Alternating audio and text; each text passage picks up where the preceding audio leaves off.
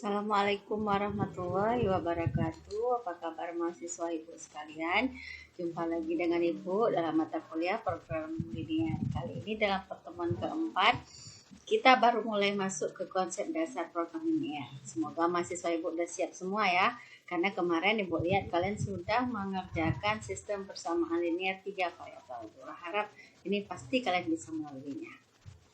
Oke, yang pertama kita lihat apa itu program linear. Program linear adalah suatu metode matematika dalam upaya mengoptimumkan alokasi sumber daya yang terbatas untuk mencapai tujuan tertentu, seperti memaksimalkan suatu nilai keuntungan atau meminimumkan biaya yang dihabiskan. Artinya di sini banyak suatu pemetaan masalah yang terkait dengan bisnis, industri, sumber daya yang bisa dimaksimalkan untuk memaksimalkan keuntungan, tapi kita meminimumkan besaran biaya yang dihabiskan. Program linear berkaitan dengan penjelasan suatu kasus dalam dunia nyata, seperti model matematika. Kemarin kita sudah buat kan model matematika, makanya di sini Ibu akan lanjutkan dengan program linear yang terdiri dari sebuah fungsi tujuan linear dengan beberapa kendala linear. Nah, program linear juga suatu metode penyelesaian aljabar yang digunakan untuk menyelesaikan masalah, tapi masalahnya khusus, memaksimumkan atau meminimumkan fungsi tujuan yang tergantung pada variabel-variabel yang ada. Nah, daerah himpunan penyelesaian program linear juga sangat terkait dengan kemampuan sketsa daerah himpunan penyelesaiannya, karena tidak semua daerah menjadi daerah himpunan penyelesaian. Program linear banyak digunakan untuk menyelesaikan masalah optimal dalam industri, perbankan, pendidikan, dan masalah-masalah yang dapat disajikan dalam bentuk linear. Nah, sifat dasar linear yaitu sifat linearitas suatu kasus dapat ditentukan dengan menggunakan beberapa cara. Proporsional, artinya setiap variabel pada fungsi tujuan memiliki sumber daya yang membatasi proporsional terhadap level nilai variabel. Artinya nanti kalau misalnya harga satu satuan dengan harga grosiran itu sama, tidak berlaku misalnya harga grosiran itu menjadi lebih murah. Kalau itu terjadi maka sifat proporsional tidak terpenuhi. Lalu sifat aditivitas mengasumsikan bahwa tidak ada bentuk perkalian silang antar berbagai aktivitas, artinya dia linear ya. Lalu sifat divisiable berarti unit aktivitas dibagi dalam sembarang level fraksional sehingga nilai variabel keputusan non-integer dimungkinkan, artinya tidak selalu bilangan bulat. Lalu selanjutnya sifat kepastian menunjukkan bahwa semua parameter model berupa konstan, tidak berubah-ubah. Oke. Nah, ini model matematisnya.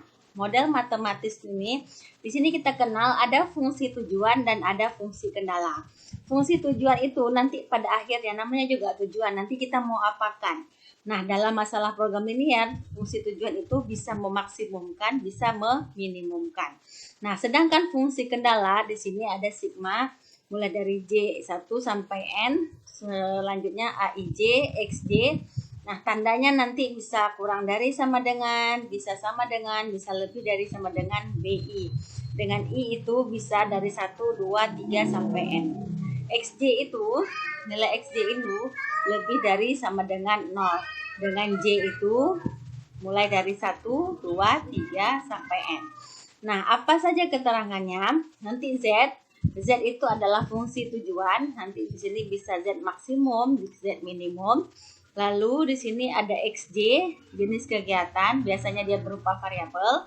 AIJ, kebutuhan sumber daya yang menjadi koefisien. BI, jumlah sumber daya, ini menjadi konstanta kalau dalam persamaan linear.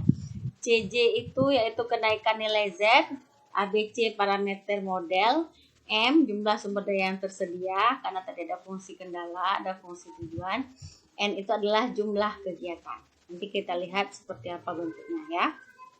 Nah, aturan dalam bentuk program linear itu yang pertama, semua batasan atau kendala adalah bersamaan. Ya, artinya semuanya bentuknya dalam bentuk persamaan dengan sisi kanan yang tidak negatif.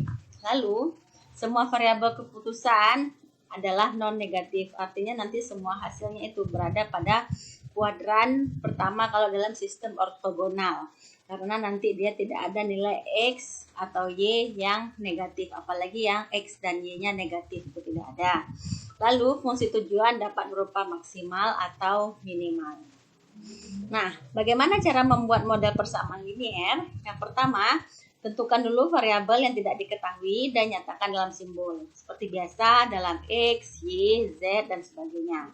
Lalu membentuk fungsi tujuan yang ditujukan sebagai suatu hubungan linear dari variabel keputusan. Nah, fungsi tujuan ini nanti kita tunjukkan nanti dengan lebih dari, sama dengan, kurang dari, sama dengan, dan sebagainya. Itu disesuaikan dengan soal yang kita dapat. Lalu selanjutnya menentukan semua kendala masalah tersebut dan mengekspresikannya dalam persamaan atau pertidaksamaan. Jadi kita buat dalam bentuk pernyataan matematika. Nah, menyelesaikan masalah optimasi sistem persamaan linear juga ada beberapa langkah. Yang pertama, buat dulu sumbu koordinat kartesiusnya, tentukan titik potong pada X dan Y. Ini adalah cara yang standar ya untuk menentukan kemudahan dalam sistem ortogonal. Lalu sketsa grafik dengan cara menghubungkan antar titik potong.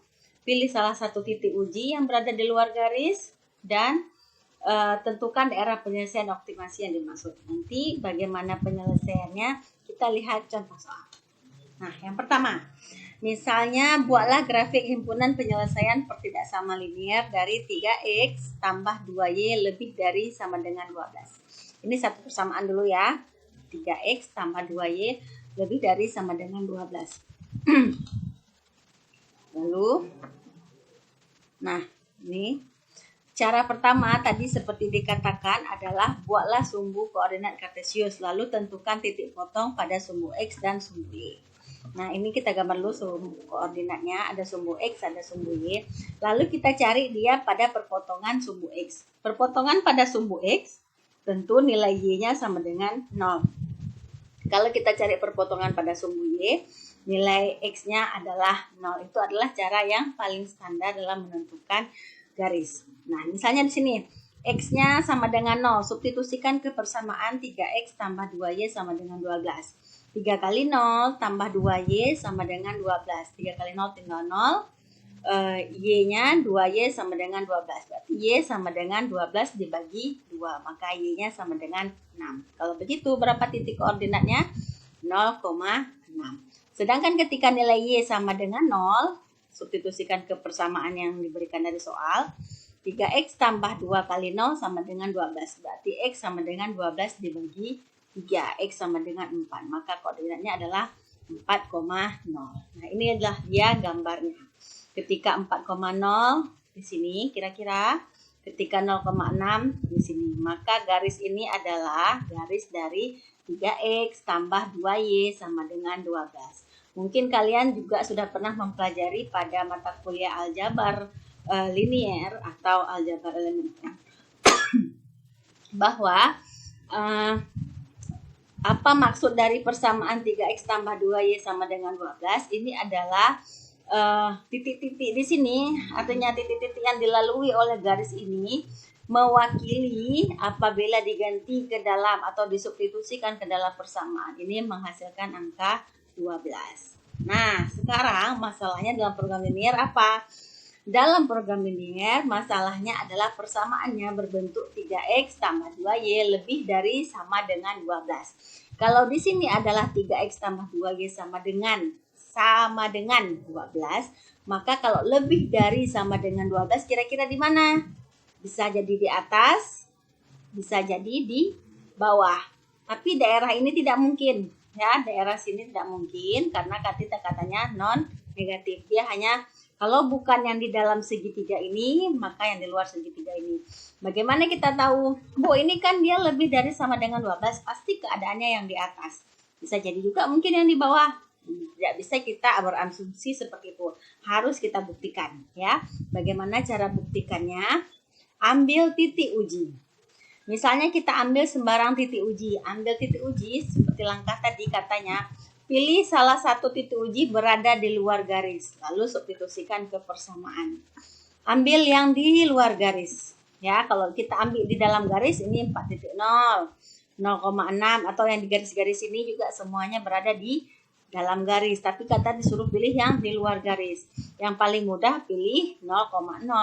Tapi nggak mau pilih 0,0 boleh juga pilih 1,2 misalnya, atau pilih 3,2. Yang pasti jangan di garis ini. Kalau kita ambil misalnya 1,5 ada kemungkinan kena garis. Jadi kalau kita ambil 1,1 boleh juga. Nah, misal kita ambil 0,0 ya, karena ini udah pasti di luar garis kan.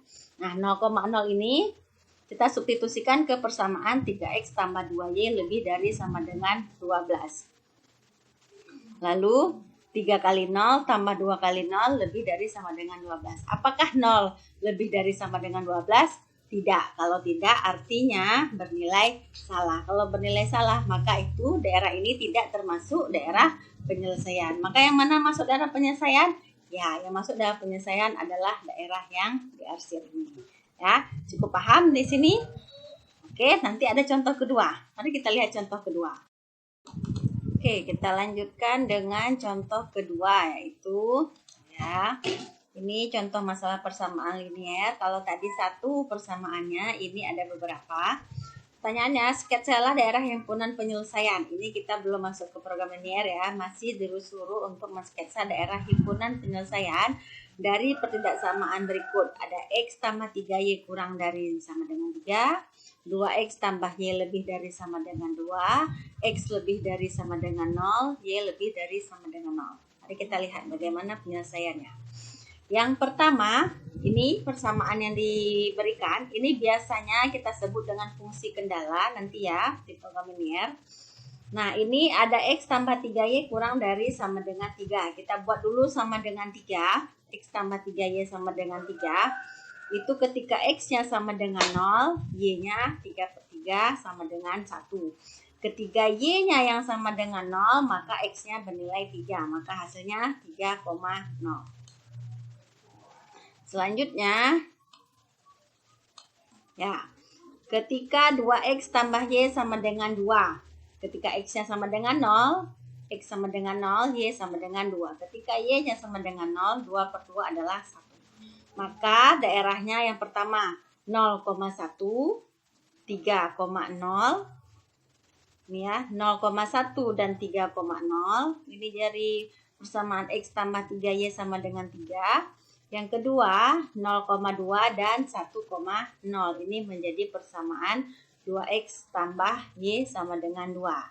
Nah, disinilah yang disuruh tentukan mana daerah penyelesaiannya. Apakah di 1, 2, 3, atau 4. Nah, disinilah kita menentukan titik uji. Sedangkan untuk persamaan X sama dengan 0, Y lebih dari sama dengan 0, artinya dia tidak mungkin di daerah sebelah kiri dan tidak mungkin di daerah sebelah bawah. Pasti yang di atas ini. Bukan daerah 1, 2, 3, 4. Nah, cara menentukannya seperti tadi, kita tentukan dulu titik uji. Titik uji. Area ini lagi. Nah, uji daerah penyelesaiannya kan ini tadi grafiknya. Ambil sembarang titik uji untuk daerah 1, 2, 3, dan 4. Lalu substitusikan ke persamaan pertama. Katakanlah untuk daerah ini kita ambil 0,0. 0,0 di sini. Kita masukkan ke sini. 0 kurang dari 3. Benar. Ketika di daerah ketiga kita ambil. Sini habis 1. Ada 2, ada 3. Ini ada 2, 0. Di sini berarti ya 2.0. Di situ daerahnya bisa jadi X tambah 3Y kurang dari sama dengan 3. Nah, X-nya kita ganti dengan 2, Y-nya kita ganti dengan 0. Lalu kurang dari sama dengan 3. Berarti 2 kurang dari sama dengan 3 bernilai benar. Nah, daerah berikutnya kita ambil 0,3/2 antara 1 dan 2. Di sini ada 1,5. 1,5 itu 3/2 ya di sini. Nah, maka di sini kita substitusikan 0 tambah 3 kali 3/2. 9/2. 9/2 itu 4,5. 4,5 itu tidak lebih kecil dari 3. Maka ini bernilai salah. Selanjutnya 2,3. Kenapa 2,3? Di sini ada 2, di sini ada 3. Di sini kan udah bebas nih daerah 4-nya. Semana aja boleh. Boleh juga kita ambil misalnya 2,3/2, boleh juga. Jadi kita ambil 2,3, X-nya 2 tambah 3 kali 3 kurang dari 3, 8. 8 itu tidak kurang dari 3. Berarti bernilai salah. Nah, begitu juga untuk persamaan yang kedua. 2X tambah Y lebih dari sama dengan 2. Kita uji untuk titik 0,0, 2,0, 0,3/2, dan 2,3. Jadi, kalau 0 hasilnya berarti bernilai salah. 0 itu tidak lebih besar dari 2. 4 itu lebih besar dari 2. Nilainya benar. 3/2 itu lebih besar dari 2. Salah. 3/2 itu ada 1,5. 13 lebih besar dari 2. Berarti bernilai benar. Setelah kedua persamaan itu kita dapatkan titik uji, selanjutnya kita rekap. Nah, kita rekap dalam satu tabel.